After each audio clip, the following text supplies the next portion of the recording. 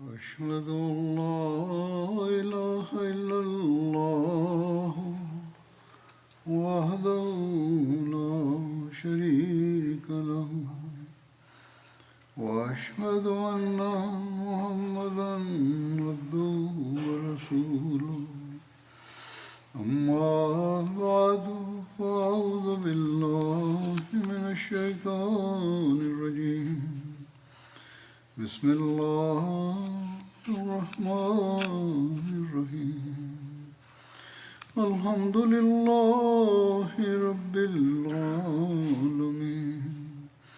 الرحمن الرحيم مالك يوم الدين إياك نعبد وإياك نستعين اهدنا الصراط المستقيم صراط الذين أنعمت عليهم غير المغضوب عليهم ولا الضالين.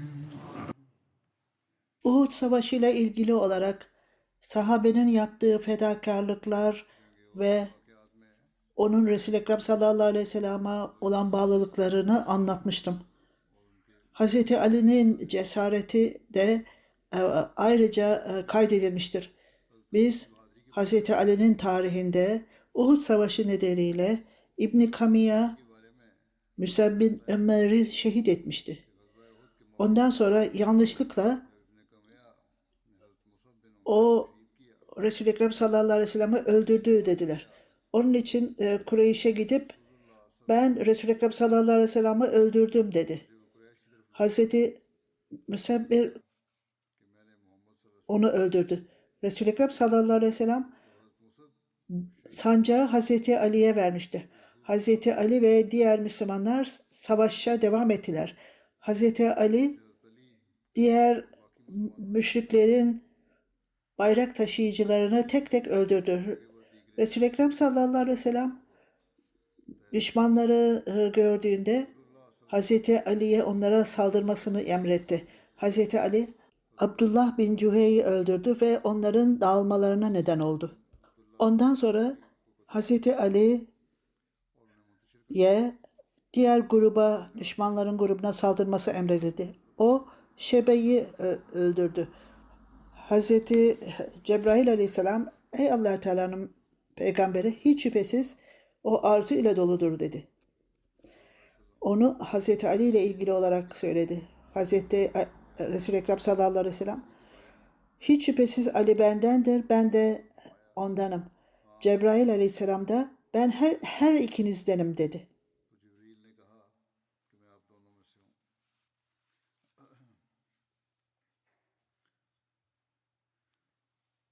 Şiiler bazen bu olayı abartırlar ve olanlardan daha fazlasını söylerler. Hazreti Ali Uhud Savaşı'nda insanlar Resul-i Ekrem sallallahu aleyhi ve sellem'den uzaklaştığında ben şehitler arasında arıyordum. Resul-i Ekrem sallallahu aleyhi ve sellem'i bulamadım. Ondan sonra Allah-u Teala'ya yemin ederim ki Resul-i Ekrem sallallahu aleyhi ve sellem hiçbir şekilde onu terk etmediler. Ben onu şehitlerin arasında da bulamadım. Allah-u Teala bizimle kızgındır. Benim için en iyisi savaşa girmek ve daha da öldürmemdir. Hazreti Ali, ben kılıcımı kırdım ve müşriklere saldırdım. Ve onlar farklı yönlere dağıldılar. Sonra Resul-i Ekrem sallallahu aleyhi ve sellem'i düşmanların ortasında gördüm. Said bin Müseyyib Uhud Savaşı'nda ortada 16 yarası vardı Hazreti Ali'nin. İkinci Halife Hazretleri bu olaydan bahsederek şöyle buyurur. Zorlukların arkasında bundan nimet vardı. Hazreti Ali Uhud'dan döndükten sonra kılıcını Hazreti Fatma'ya verdi ve bu kılıcı yıka dedi. Bugün bu kılıç harika bir görev yaptı. Resul-i Ekrem sallallahu aleyhi ve sellem Hazreti Ali'nin bu sözlerini dinliyordu. Ona Ali, senin kılıcın harika şeyler yapmadı fakat sizin çok arkadaşlarınız da harika şeyler yaptı. Resul-i Ekrem sallallahu aleyhi ve sellem 6-7 sahabenin ismini söyledi. Onların kılıçları senin kılıcından daha az çalışmadı. Hazreti Ebu Talha Ensari Uhud Savaşı ile ilgili olarak yenilgiye uğradıktan sonra insanlar Resul-i Ekrem sallallahu aleyhi ve sellem'den ayrıldılar. Hazreti Talha zırhını Resul-i Ekrem sallallahu aleyhi ve sellem'in önünde tutuyordu. O öylesine güzel okçuydu ki birçok okun yaylarını kırdı. Öylesine sert çekti ki o kırıldı. Birkaç tanesi kırıldı. Onun yanından geçenler, sahabelerden birisi oradan geçiyordu ve Resul-i Ekrem sallallahu aleyhi ve sellem onlara okları Hazreti Talha'ya ver. Senin oklarını onlara verin. Çünkü en güzel okçudur o. Resul-i Ekrem sallallahu aleyhi ve sellem'in önünde duruyordu o anda. Hazreti Enes, Resul-i Ekrem sallallahu aleyhi ve sellem aşağıya kalkarak sağa sola baktı. Hazreti Talha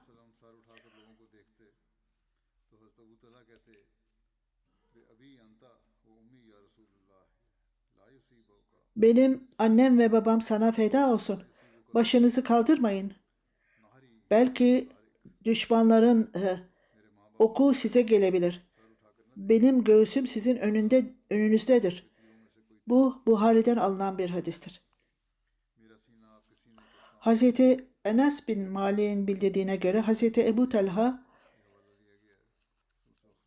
bir zırh ile Resul-i Ekrem sallallahu aleyhi ve sellem'i korudu. Hazreti Talha çok harika bir okçuydu. Resul-i Ekrem sallallahu aleyhi ve sellem ona baktı.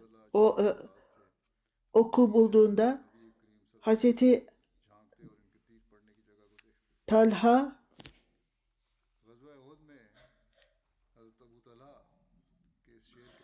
bu şiiri okuyordu.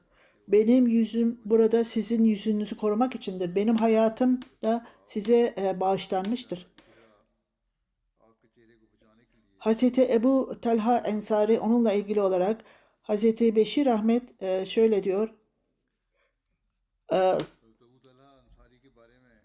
Oklar yağınca Hazreti Talha 2 yayı kırdı ve onu kendi zırhıyla korudu Hazreti Talha.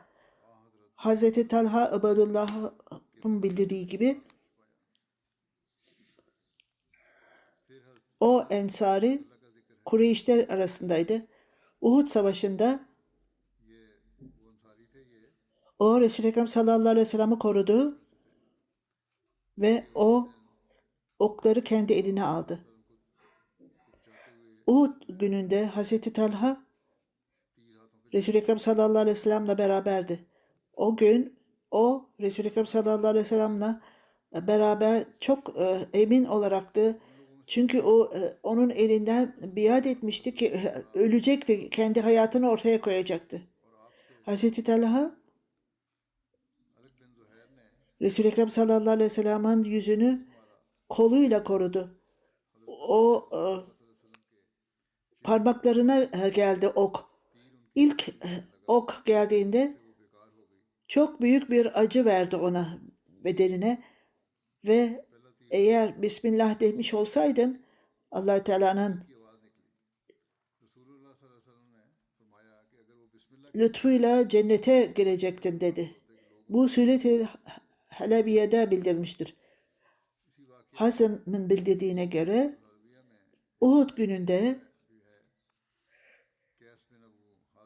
Talha bin Ubaydullah'ın elini gördüm. Elinin durumunu gördüm. O Resul-i Ekrem sallallahu aleyhi ve sellem'in bedenini koruyan eli oklarla delinmişti. O kolu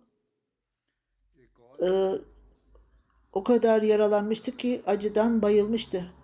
Hazreti Ebu Bekir onun yüzüne su serpti ta ki yeniden ayıldı. o kendine gelince Resul-i Ekrem sallallahu aleyhi ve sellem'in durumunu sordu. Hazreti Ebubekir gayet iyi dedi. O beni gönderdi sana bakmak için.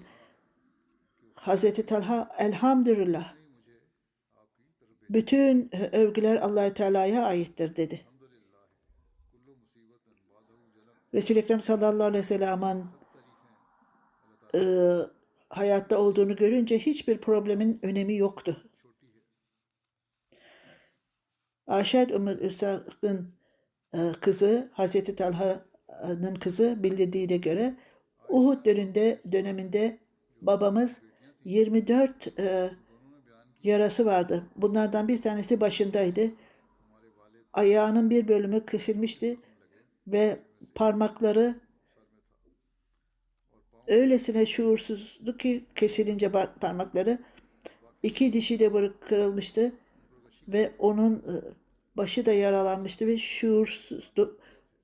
Ve Hazreti Talha onu kaldırdı Resul-i Ekrem sallallahu aleyhi ve sellem'e ve onu bir yere götürdü. Ve müşrikler gelirse onunla savaşacaktı. Onu hendeye götürdü ve arkasına bir destek koydu.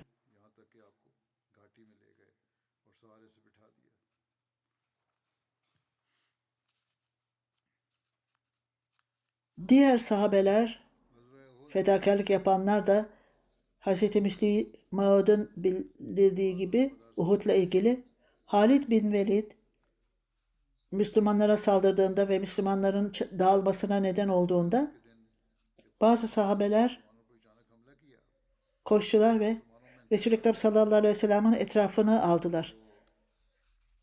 Onlar en fazla 13'tü.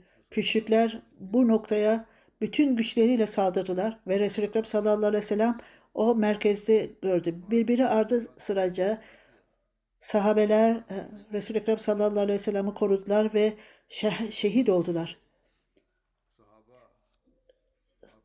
Savaşçıların yanında okçular vardı ve onlar son derece Resul-i Ekrem sallallahu aleyhi ve sellem'in yüzüne ok atıyorlardı. Resul-i Ekrem sallallahu aleyhi ve sellem'i görünce o zaman Talha Kureyş'ten, muhacir Mekkelilerden bütün okları her taraftan atıyorlardı Resul-i Ekrem sallallahu aleyhi ve sellem'in yüzüne. Elini Resul-i Ekrem sallallahu aleyhi ve sellem'in önüne getirdi ve oklar üstüne oklar geliyordu ve orada korkusuzca sahabeler bir saniye bile, bir dakika bile orada elini indirmedi ve onun için kolu sakatlandı. Aslında bir kolu kalmıştı.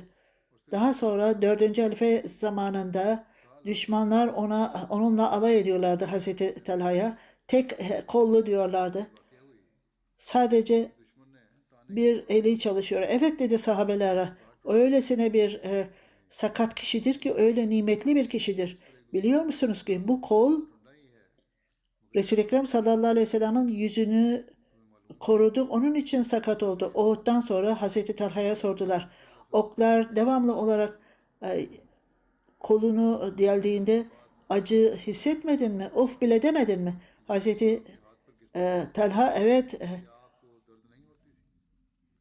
duydum, acı duydum ama bir dakika bile, bir saniye bile veya bir santim bile kıpıldamadım ve Resul-i Ekrem sallallahu aleyhi ve sellem'in yüzüne okların gelmesine izin vermedim. Hazreti Sa'd bin Ebi Vakkas sahabeler arasındaydı. Çok büyük fedakarlıklar yapmıştı. O cesaret gösterdi. Babasının bildirdiğine göre Ayşe bin Sa'd insanlar, düşmanlar, saldıranlar bir tarafa geçmiştim ve kendim onları ittim ve ya ben şehit olacaktım veya kurtulacaktım. Müşriklerin yanında ona doğru geliyorlardı ve ben taşları alıp attıklarını gördüm. Benim yanıma Miktat geldi ve bana ey Saad dedi. अचानक मेरे और उस शख्स के दरमियान मिकदाद आ गए तो मैंने उनसे पूछने का इरादा किया Resul-i Ekrem sallallahu aleyhi ve sellem seni çağırıyor.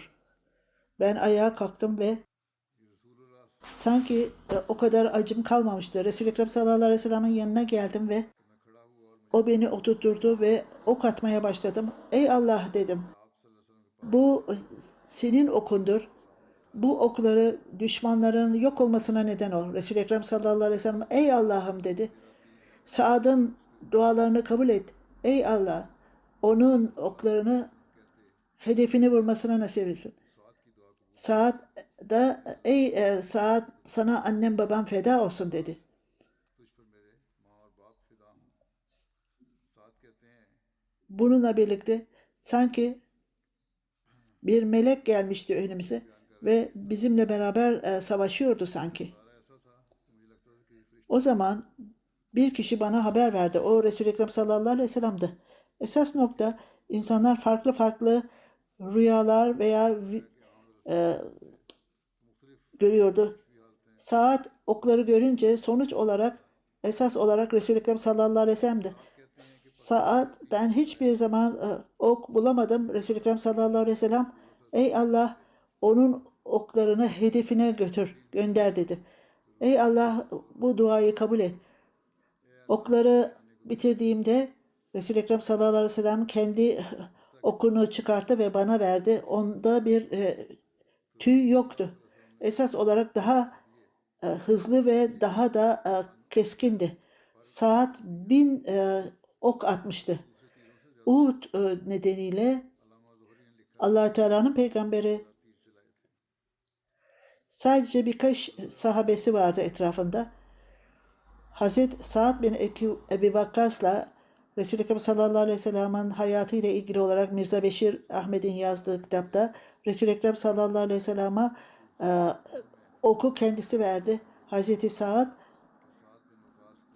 bu okları düşmanlara yağdırdı. Bunun üzerine Sa'd'a hitap ederek annem babam sana feda olsun dedi. Ve hayatının sonuna kadar Resul-i Ekrem sallallahu aleyhi ve sellem'in söylediği bu sözleri söylüyordu. Bir söylentiye göre Hazreti Sa'd bin Ebi Vakkas Allah Teala'nın peygamberi Uhud gününde özel bir ok aldı ve bana verdi. Resul-i Ekrem sallallahu aleyhi ve sellem bu oku at dedi. Annem babam sana feda olsun. Hazreti Ali Hazreti Sa'd bin Ebi Vakkas'ın yanında hiçbir şekilde Resul-i Ekrem sallallahu aleyhi ve sellem benim annem ve annem babam sana feda olsun demedi. Ben kimseyi duymadım böyle kimseye. Uhud nedeniyle benim annem babam sana feda olsun bu okları atmaya devam et dedi. Ey gençler siz ok atmaya devam edin dedi.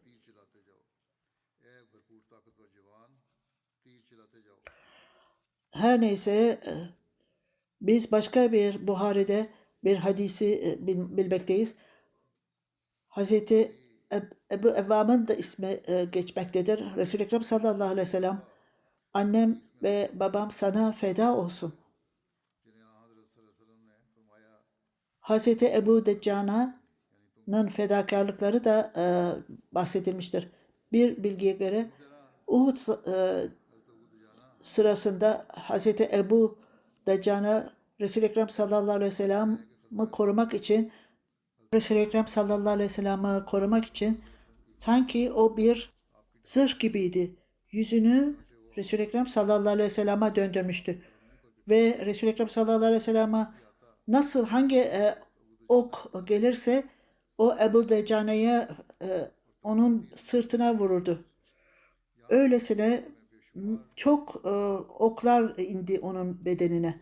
Hazreti Ebu Deccana onun kararlılığıyla ilgili olarak İkinci Halife Hazretleri uzun zamandan beri Resul-i Ekrem sallallahu aleyhi ve sellem'in bedenini korudu. Hangi taraftan ok gelirse o onun bedenini deldi. Hiçbir şekilde bir acı göstermedi.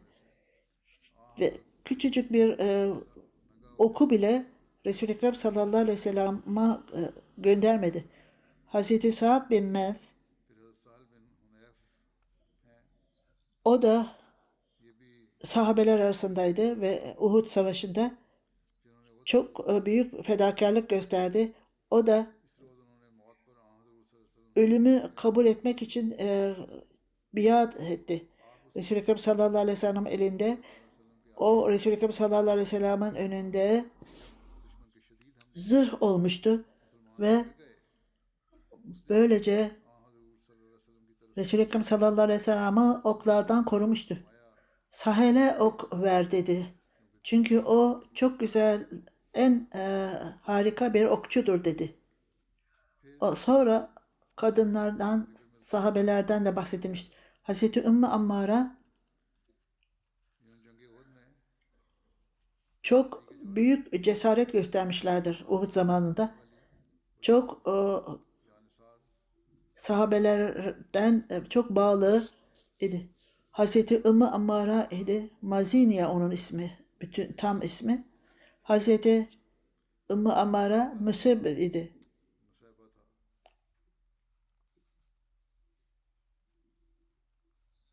मुसैबा था, Müsaba onun ismiydi. ये हज़रत O Zeyd bin Asım'ın hanımıydı ve उन्होंने बयान किया, Uhud Savaşı'nda ben मैं ये देखने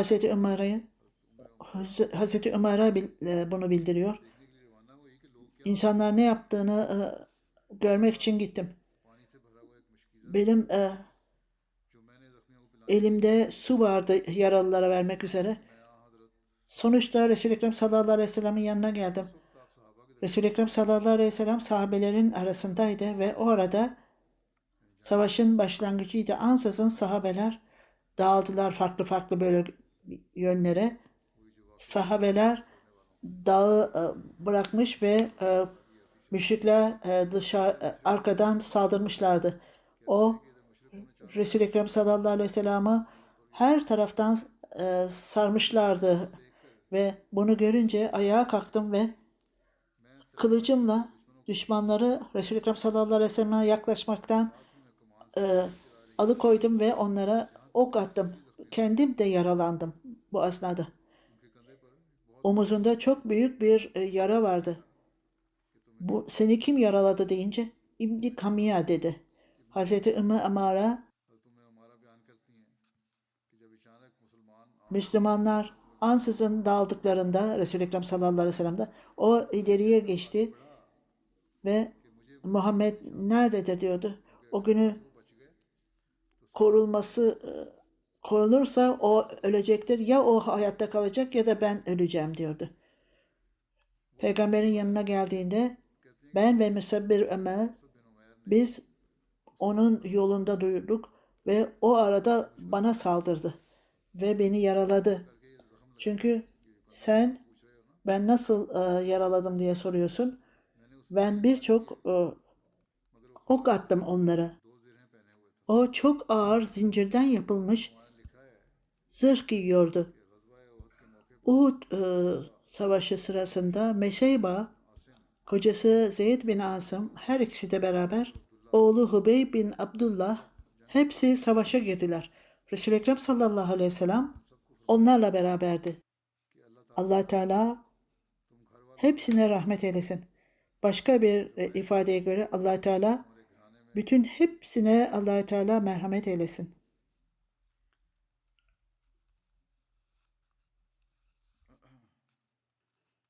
Resul-i Ekrem sallallahu aleyhi ve sellem'in yaptığı dualarda Nüseybe Resul-i Ekrem sallallahu aleyhi ve sellem'e sordu. Lütfen bizim için Allah Teala dua et. Biz seninle beraber cennete girelim. Resul-i Ekrem sallallahu aleyhi ve sellem ey Allah dedi. Bunları cennette benim arkadaşlarım yaptı. Hazreti Ümmü Amara şimdi artık hiç bana ne olursa bu savaşta bana hiçbir şekilde aldırış etme. Bu dua bana her şeyden fazla yeterdir. Resul-i Ekrem sallallahu aleyhi ve sellem Uhud zamanında sağıma soluma baktığımda onu gördüm. Benim korumam için düşmanla savaşıyordu. Uhud savaşında Hazreti Ümmü Ammara 12 yara almıştı. Bunlar ok yaraları ve kılıç yaralarıydı. Hazreti Ümmü Ammara ile ilgili olarak Hazreti Mirza Beşir Ahmet sahip şöyle yazıyor. O Müslüman hanımdı. Onun ismi Ümmü Ammara'ydı. Elinde kılıç vardı ve Resul-i Ekrem sallallahu aleyhi ve sellem'i koruyordu. O zaman da Abdülkamiya Resul-i Ekrem sallallahu aleyhi ve sellem'i vurmaya çalışıyordu. Bu Müslüman kadın derhal ileriye geçti. Oklar ona geliyordu fakat eline o kılıcını aldı. O arada Abdullah bin Kamiya ileriye geçerek Resul-i Ekrem sallallahu aleyhi ve sellem'e vurmaya çalıştı. Fakat bu kadın öne geçti ve kılıcıyla buna karşı geldi. Fakat çift zırh giyiyordu. Fakat o zayıf bir kadındı. O vurmasıyla onu yaralayamadı. İbn Kamiya Müslümanların safını geçti. Onu sahabeler durmadan önce Resul-i Ekrem sallallahu aleyhi ve sellem'in safına yaklaştı. Oraya varır varmaz Resul-i Ekrem sallallahu aleyhi ve sellem'in mübarek yüzüne öyle bir sert vurdu ki sahabeler titrediler ve çok üzüldüler. Cesaretli olan Talha öne geçti ve bu okları kendi eline aldı.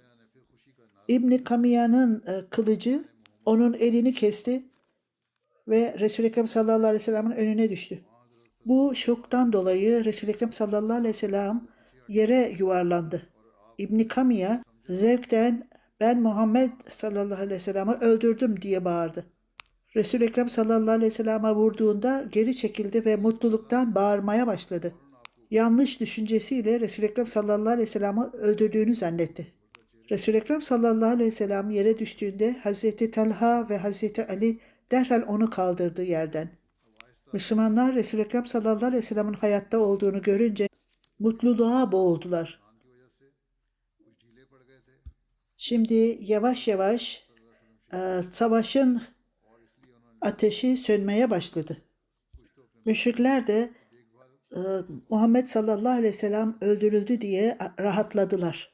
Ve onların dikkatleri savaştan başka tarafa çevrildi ve şehit edilen Müslümanları kesmeye başladılar. Diğerleri ise ölenleri bakıyorlardı. Kimin ölüp kimin hayatta kaldığına bakıyorlardı. Diğer taraftan birçok Müslüman dağılmıştı. Uhud Savaşı'nda Ebu Süfyan'ın değiştirilmesinden de bahsedilmektedir. Resul-i Ekrem sallallahu aleyhi ve sellem'in sahabeleri dağa tırmandıklarında müşrikler onların peşine düştü. Sahih-i Buhari'de bildirildiğine göre Ebu Süfyan 3 kere çağırdı.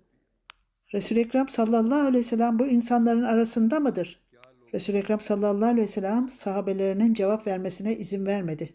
Abu Kahafa'nın oğlu bu insanların arasında mıdır? Yani Hazreti Ebu Bekir. 3. kez İbni Hattab yani Hazreti Ömer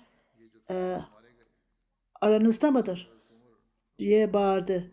Bunu duyan Hazreti Ömer tahammül edemedi. Ey Allah-u Teala'nın düşmanı, sen yalan söyledin. Bahsettiğin isimlerin hepsi hayatta.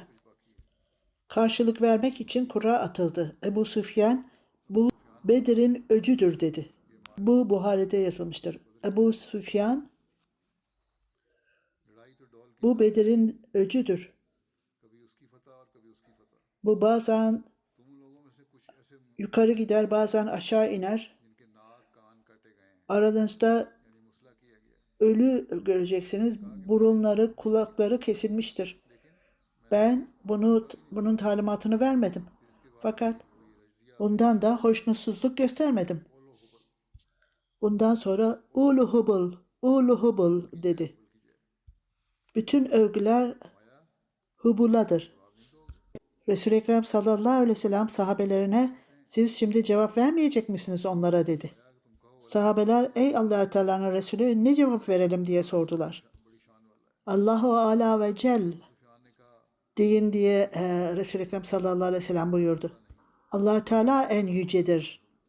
Sonra Ebu Süfyan cevap verdi.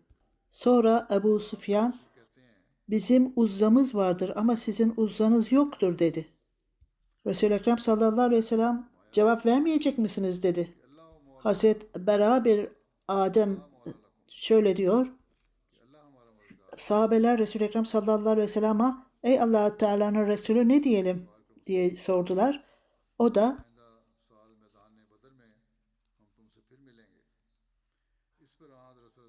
Allah Teala bizim yardımcımızdır. Sizin yardımcınız yoktur. Ondan sonra Ebu Süfyan Müslümanlara gelecek yıl Bedir Savaşı'nda yeniden karşılaşacağız. Bunu söyledikten sonra Resul-i Ekrem sallallahu aleyhi ve sellem sahabelerine tabii dedi tekrar karşılaşalım.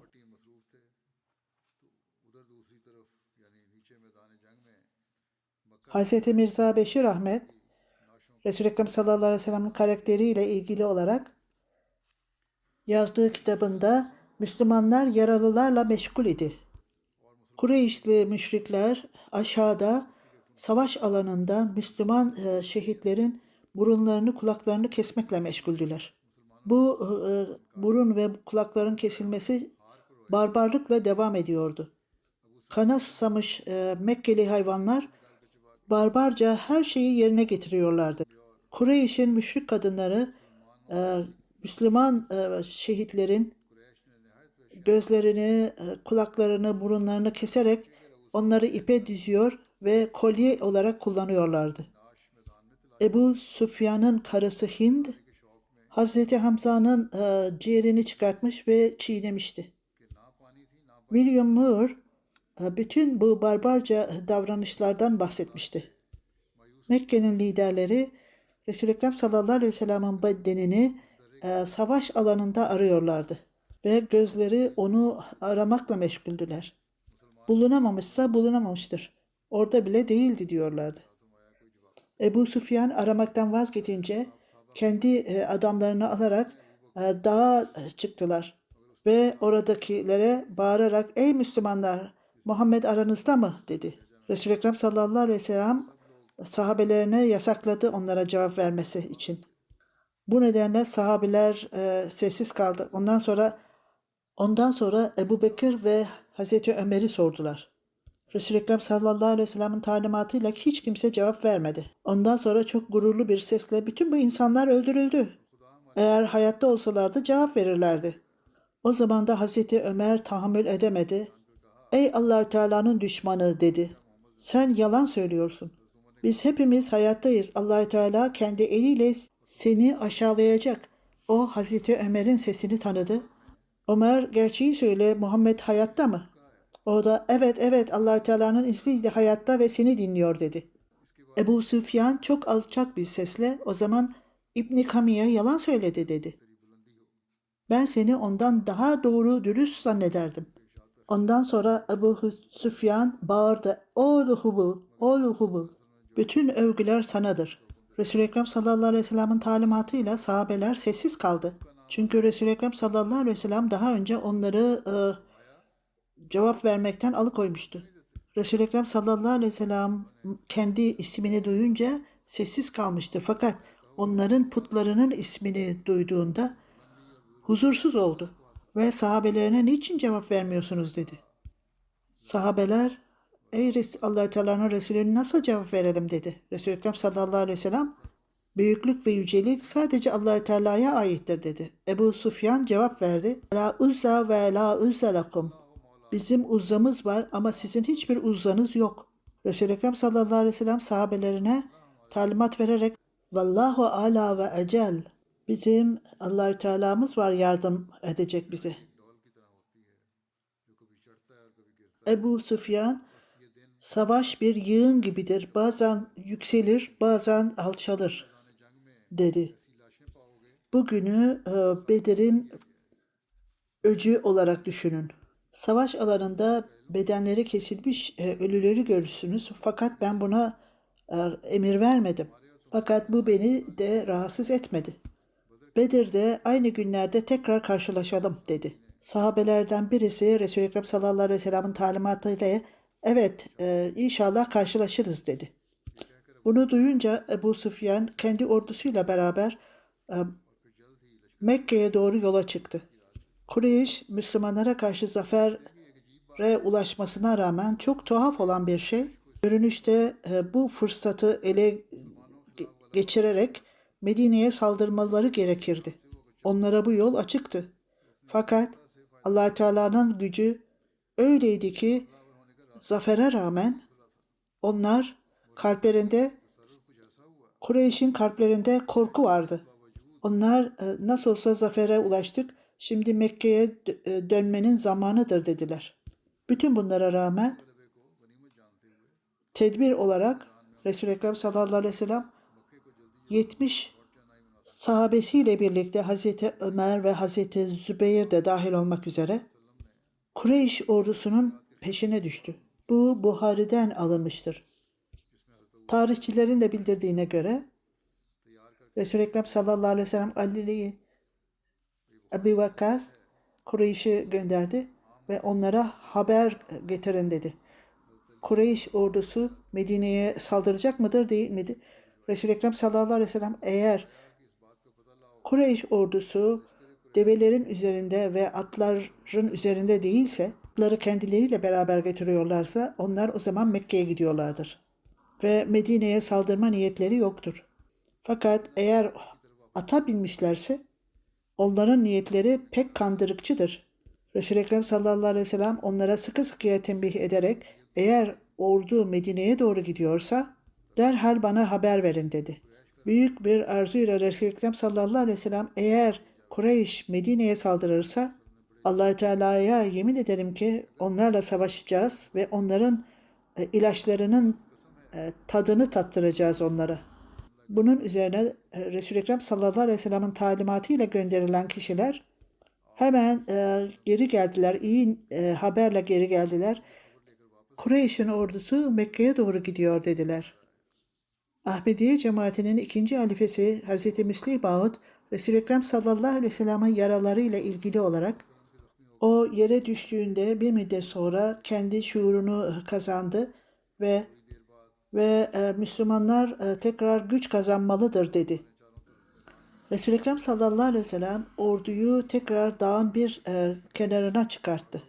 Dağın bir bölümüne geldiğinde Ebu Süfyan yüksek sesle bağırmaya başladı. Biz Muhammed sallallahu aleyhi ve sellem'i öldürdük. Resul-i Ekrem sallallahu aleyhi ve sellem Ebu Süfyan'ın çağrısına cevap vermedi. Durumun gerçekliğini kavradığında tekrar saldırırlarsa yaralı Müslümanları saracaklardır. Düşman ordusu herhangi bir cevap almadı ve Ebu Süfyan emindi ki ve her şey doğruydu ve tekrar bağırdı. Biz Ebu Bekir'i de öldürdük dedi. Ve Resul-i Ekrem sallallahu aleyhi ve sellem Ebu Bekir'i cevap vermekten alıkoydu. O tekrar bağırdı. Biz Ömer'i de öldürdük dedi. Ve Ömer çok heyecanlı bir kişiydi ve Allah-u Teala'nın lütfuyla dedi. Biz hepimiz hayattayız ve biz sana karşı geliyoruz dedi. Resul-i Ekrem sallallahu aleyhi ve sellem sessiz kalın ve Müslümanlara daha fazla acı vermeyin dedi. Onlar Resul-i Ekrem sallallahu aleyhi ve sellem'i ve İslam'ın sağ ve sol kolunu öldürdüklerini düşünüyorlardı. Bunun üzerine Ebu Süfyan bütün övgüler Hubul'undur diye bağırdı. O bizim en yüce tanrımızdır. O bugün İslamiyet'i kökünden silip attı. İkinci Halife Hazretleri o Allah-u Teala'nın peygamberi kendi ölümünün duyurusu, Hazreti Ebubekir'in ölümünün duyurusu veya Hazreti Ömer'in ölümünün duyurusuyla sessiz kaldı. Ve sessiz kalması için emir buyurdu ki yaralı olan Müslümanlara bu putperestler tekrar Müslümanlara saldırıya geçmesinler. Ve zayıf olan Müslümanları da şehit etmesinler. Fakat Allah-u Teala'nın vahdaniyeti söz konusu olunca orada Allah-u Teala'ya şirk koşmak söz konusuydu. Ve Resul-i Ekrem sallallahu aleyhi ve sellem sahabelere niçin onlara cevap vermiyorsunuz dedi. Sahabeler ey Allah'ın Resulü nasıl onlara cevap verelim dediler. Siz yalan söylüyorsunuz. Hubul en yüce değildir. O övgüye layık değildir. Allah-u Teala ibadete layık olandır ve o en yücelerin yücesidir. Bu yolla o düşmana hayatta olduğunu duyurmuştu. Bu duyuru düşmana o kadar etki yapmıştı ki Müslim Maud onların zafere ulaşması nedeniyle artık Müslümanlara, zayıf olan Müslümanlara saldırmayı gerekli görmüyorlardı ve böylece Mekke'ye doğru yola çıkmışlardı. Bunu değişik yerlerde bahsetmişti Müslüm Mahmud ve inşallah ben gelecek programlarımda da, hutbelerimde de bunların detaylarından bahsedeceğim.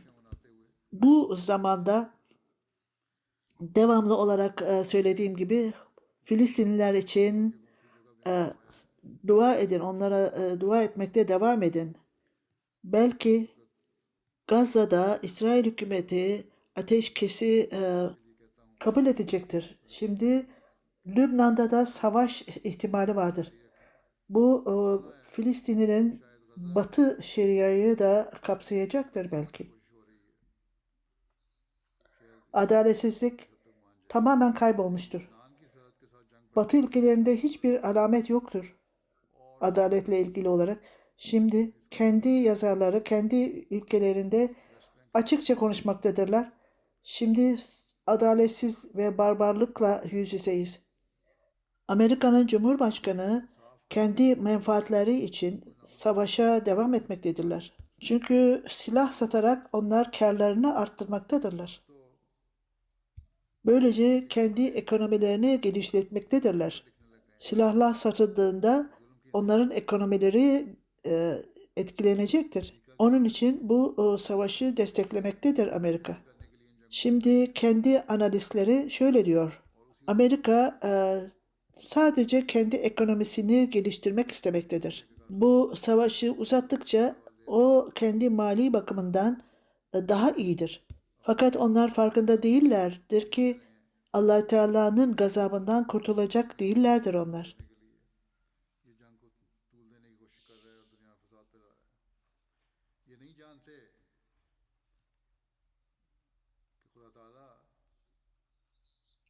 Ahmediler devamlı olarak dua etmelidirler ve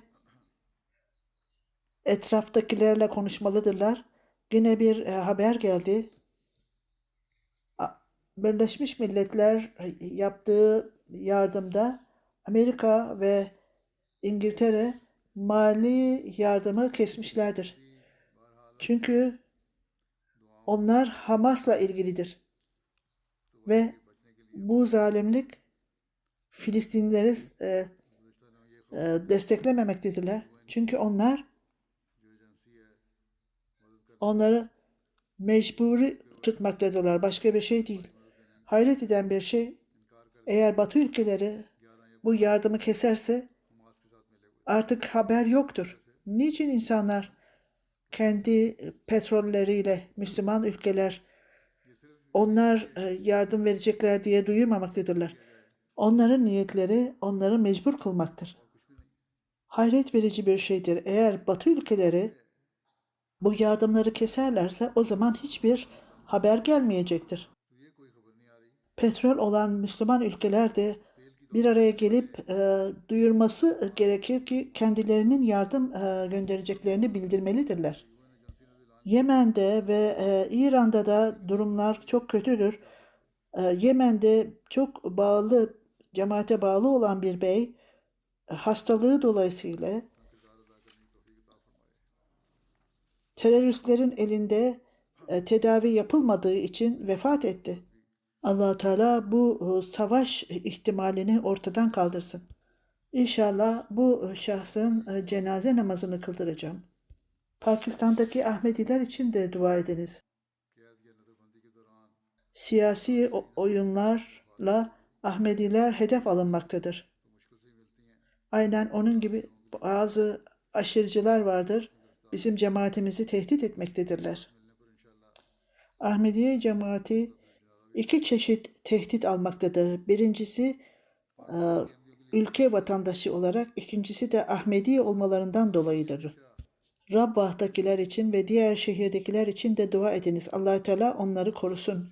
Allah Teala bu fitnecileri ortadan kaldırsın ve Ahmedileri, her ülkedeki Ahmedileri korusun ya Rabbi. Dünya gerçeği tanısın. Allah Teala'ya dönmeksizin başka gidilecek yol yoktur. Rızık sadece Allah Teala'yı tanımakla olur. Allah Teala onları bunların farkında olmalarını nasip etsin. फरमाए ये दुनिया इस हकीकत को पहचान ले कि अल्लाह ताला की तरफ रुजू किए बगैर इनकी कोई ये रास्ता बाकी नहीं है। इनकी बका इसी में है कि अल्लाह को पहचाने और अल्लाह के लिए भेजे हुए को माने। अल्लाह ताला इनको इसकी तौफीक दे।